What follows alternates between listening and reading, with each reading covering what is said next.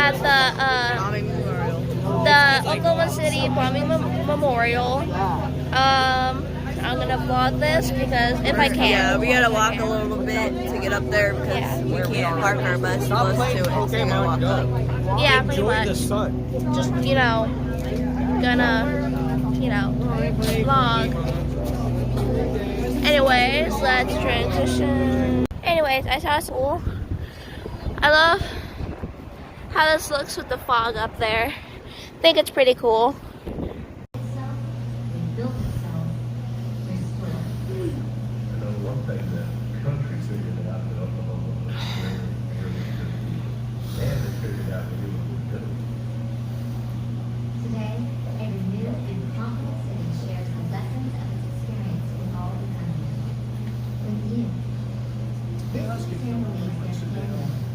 Your videos want to reset in about a minute. It's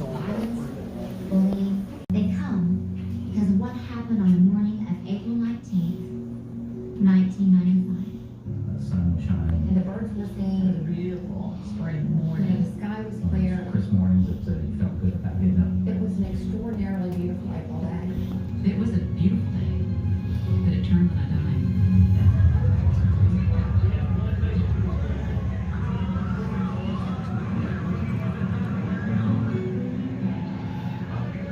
It was a brutal, shocking, and unprecedented attack. Homegrown terrorism. It tested us. But rather than running away from the destruction, we ran toward the bombed buildings to help.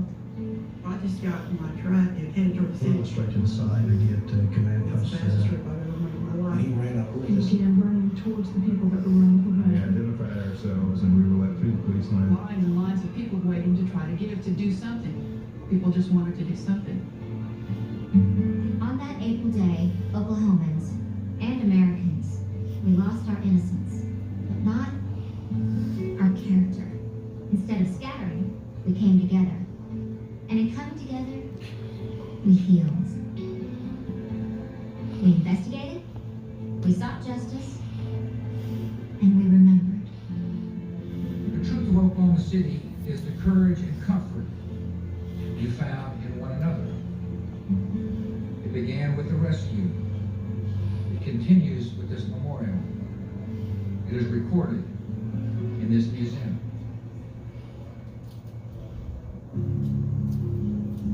Unfortunately, in our world today, violent terrorism is no longer such an unfamiliar event. We've learned that we need to be awake and aware. We have to continue to be America at the same time. What Oklahoma City did, beyond seeking justice, beyond remembrance, was revive itself, rebuild itself, restore itself.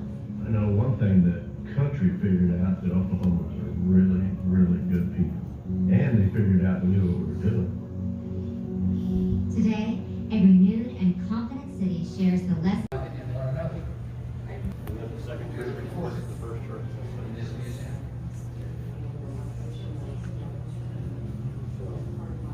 Unfortunately, in our world today, violent terrorism is no longer such an unfamiliar event. We've learned that we need to be America at the same time.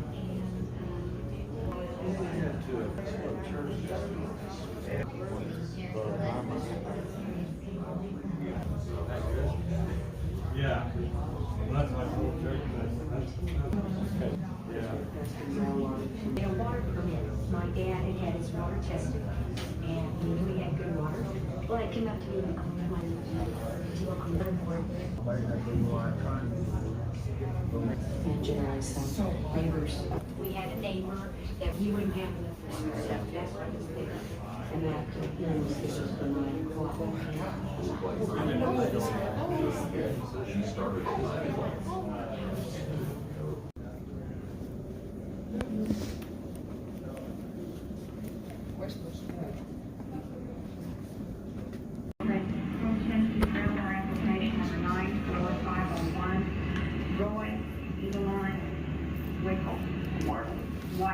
Okay. It's 9 a.m. and hearing exam will be looked like.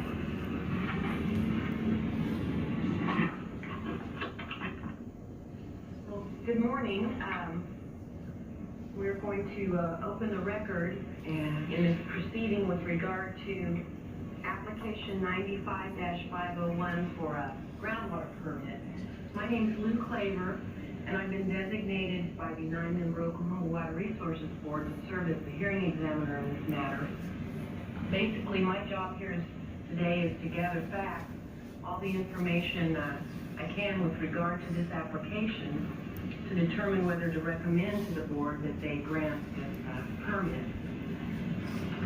Basically, what happens is we'll present evidence here, evidence from the applicant, ask questions, hear from the protestants with regard to why the application shouldn't be granted, and I take all that information under advisement, back up what's called a findings of fact, conclusions of law, and a proposed order, which will be mailed to all the parties about 15 days before the Oklahoma Water Resources Board meets.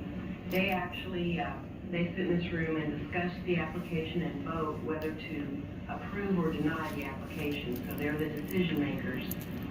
And you'll receive a copy of my proposed recommendation and can attend that board meeting and present your information directly to them or arguments directly to the 9-member board. They generally meet the second Tuesday of every month. So you'll be advised of that.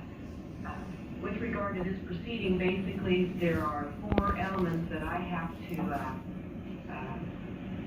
receive information regarding.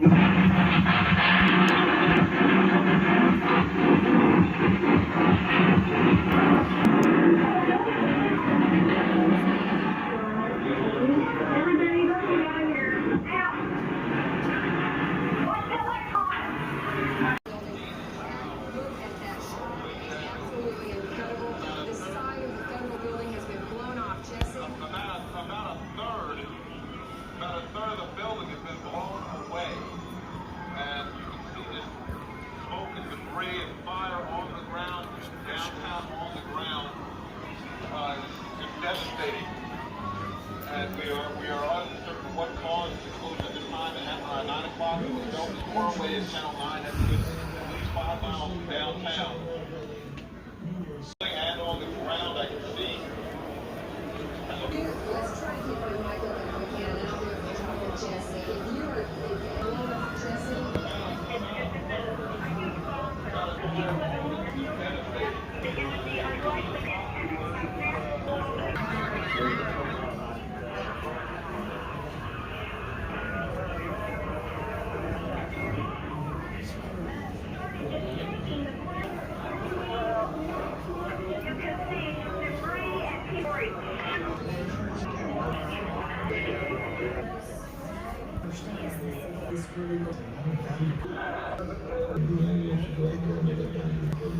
Over to Don Hall and I thought, you know, to everything, you see something great, but with a passion that this very hurt man had for his child.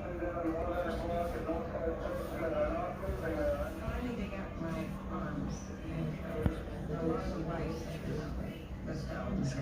He was showing. He said that she knew. I looked up and there was sky. I started feeling the rain falling. At that point, I thought we had been involved. With blood. Oh my God, people laying on the sidewalk, hurt, and There were bleeding. still explosions going on. I knew that I was basically buried under some rock. Literally disappeared. My wildest imagination thought that that was going to happen in the United States. It just didn't even enter my mind. It was one of those things that we were eyewitnesses of as it unfolded. It's like a war zone down there. I was in the Oval Office. I watched the president's chief of staff walk over to the president, and he bent over and said something in Clinton's ear. He said, well, we got a gas explosion at a federal building in Oklahoma City.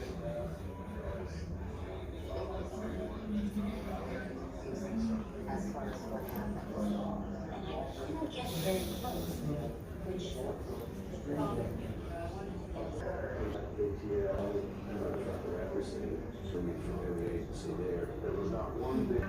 We're supposed to be there. That we now personnel we saw around 150 patients. The maps really came in useful in searching.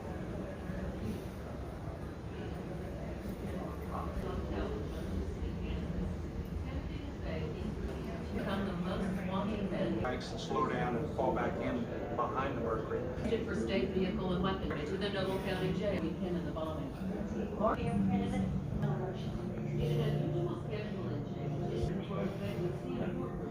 This is beautiful art.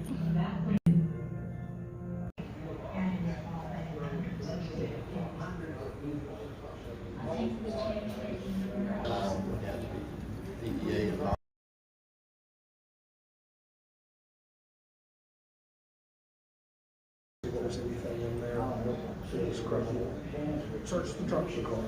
Just got some trash, some bad tools.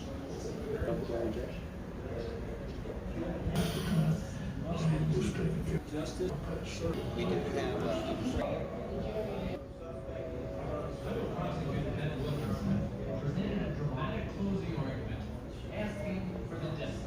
gathered in Oklahoma City at the FAA Center and in the site of the Murrah Building to hear the verdict from the courtroom in Denver.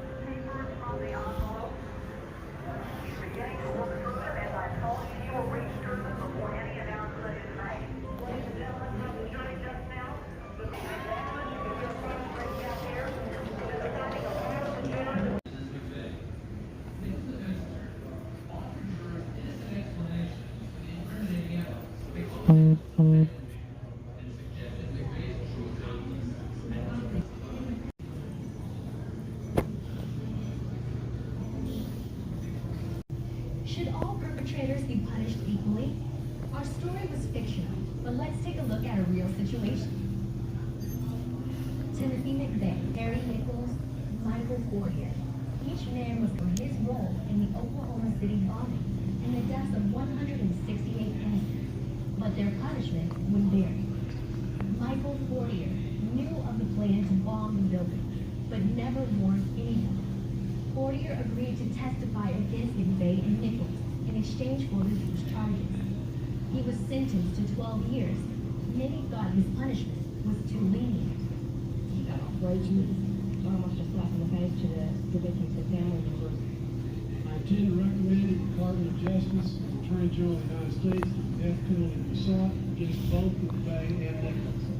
Although he was not present when the bomb exploded, Terry Nichols helped McVeigh collect and store the materials, and then helped McVeigh make the bomb. If Terry gets life in prison, but no. All right, guys, and welcome to the Memorial Grounds. Now, our journey doesn't start here today on April 11th of 2020.